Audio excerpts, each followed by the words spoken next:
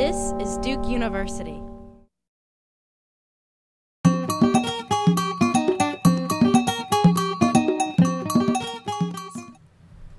So in terms of what VISU brought to this project in particular, there's actually a really kind of immediately and immensely valuable, very specific thing that happened while I was there, which was sort of while I'd gotten there, I had the sense that my particular project in this paper was a little too kind of historically stagnant. As a historicist, I'm always troubled by the lurking, but why now question at the back of every sort of historicizing endeavor, and I hadn't really found one, and I felt kind of dissatisfied with that.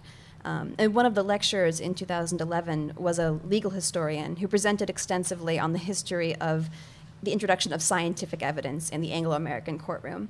And he lectured quite early on the embattled legal application of scientific evidence in the 19th century and on the kind of resulting tension between the eyewitness and the expert witness.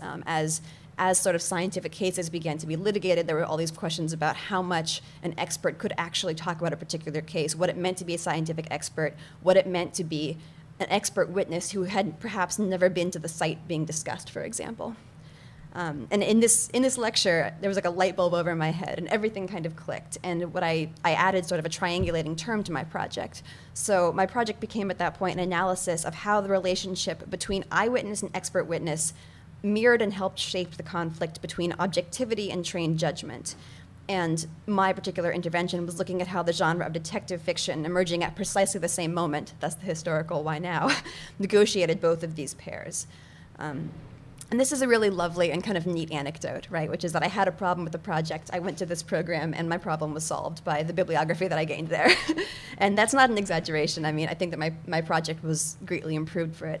But sort of, it's also emblematic. The story is emblematic of the particular things that VISU can bring to a specific project or just a research methodology at large. I mean, this is the person whose work really changed my project was a scholar who I would never have come across otherwise, working in a field really unrelated to mine.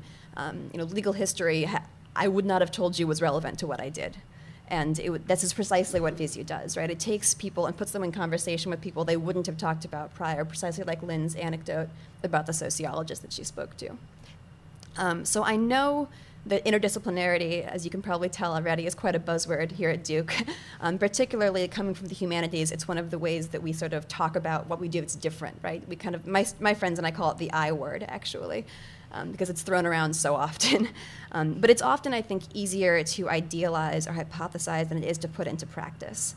And being one of the only 2 literature scholars at the 2011 program, it was really a truly interdisciplinary practice. And I wasn't just, as I usually am when I say I'm being interdisciplinary, applying the methods of my field to an unusual object for my field. I wasn't just being a literature scholar of science. I was asked to be a philosopher, a psychologist, a sociologist. I was asked to be a lot of things that I wasn't usually.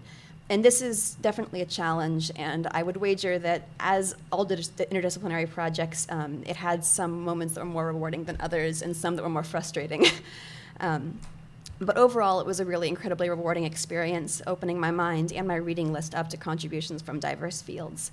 And just, I know I'm almost out of time, but I'll wrap up quickly by saying that this has not been an experience that, that sort of stayed in the past for me. This is definitely, the skills I gained in terms of real interdisciplinary conversation have been a part of my work ever since. And I've been to other interdisciplinary programs, and I'm actually happy to say that at the moment I'm part of a working group collaborating with people from the sciences, people from the humanities, and people from the fine arts in an effort to talk about the Anthropocene, and I'd be happy to talk more about that if anyone's interested. So that's another challenge that I think that VISU is one of the things that makes me the most prepared to take on.